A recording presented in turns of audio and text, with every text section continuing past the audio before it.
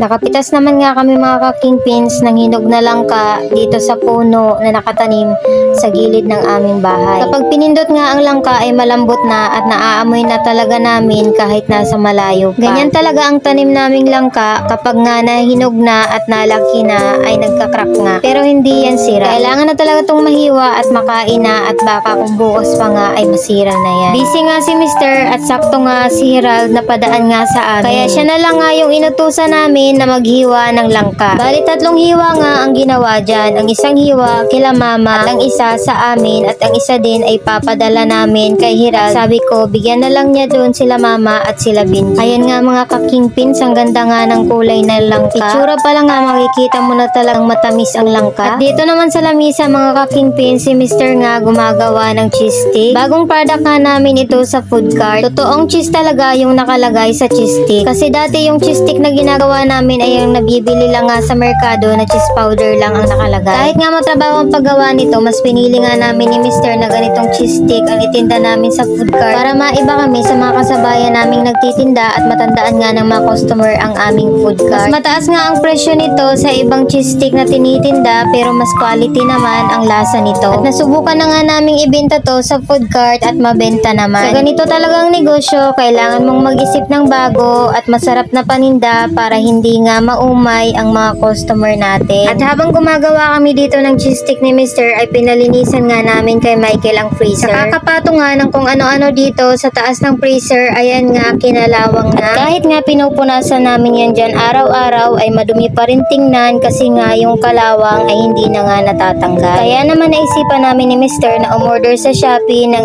sticker na waterproof. Para nga idikit namin dyan at maging presentable naman nga tingnan. After nga namin magawa lahat dyan na cheese stick, ito nga pinaplastic naman ni Mr. at sinisil. Kung gusto nyo ang bumili nito mga ka-kingpins na hindi pa nga luto ay pwede din. Ito din nga ang purpose kung bakit nga pinaplastic namin para nga kung may gustong bumili ng hilaw ay may masiserve nga kami. Bali 2 freezer ang lalagyan namin ng waterproof sticker. Uunahin nga naming lagyan itong 3 door at nagsisimula na nga ang magkaroon din ng kalawang. Hindi pa nga ito bayad at inuhulog-hulugan pa nga namin at ito. Para maiwasan ang pagdami nga ng kalawang, lalagyan na namin ng waterproof sticker. Ganito talaga kaming mag-asawa mga ka-kingpins. Kapag may mga gamit talaga kami na may posibilidad na masira ay nire-remedyohan nga agad namin ni Mr. kaysa nga bumili na naman kami ulit. Kasi kapag nasira nga ang gamit ay bibili naman ulit kami imbis nga na i-save na lang namin. Napakahirap pa naman ngayong kumita ng pera. Isa talaga to sa ayaw na ayaw namin ni Mr. na may mga nisisira kami na gamit. Kapag nag-aaway nga kami ay puro usapan lang nga kami. Hindi kami katulad ng ibang mag-asawa na kapag nag-aaway nga ay nagsisira ng gamit. Bukod nga sa malas yun, kapag nga nagbati kayo ay bibili na naman kayo ulit. At ayun, napagastos na naman ulit kayo. Ako nga ang umorder nitong waterproof sticker pero kay Mr. ko lang nga nalaman na kailangan pala tong basain para nga mabilis ang pagdikit. Ito nga ang problema minsan sa akin, nag-check out lang nga ako pero hindi ko nga binabasa ang instruction.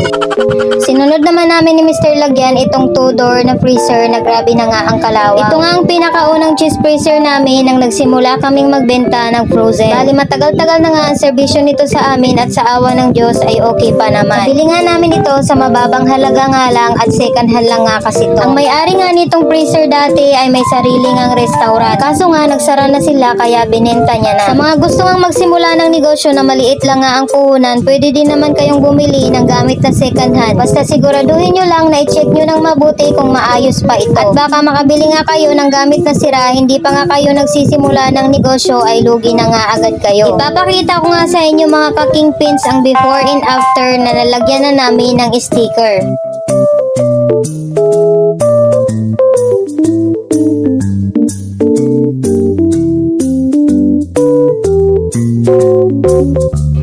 Sa interesado pong bumili ng waterproof sticker, ilalagay ko po sa comment ang link. O siya, hanggang dito na lang ang video ko at salamat sa panonood.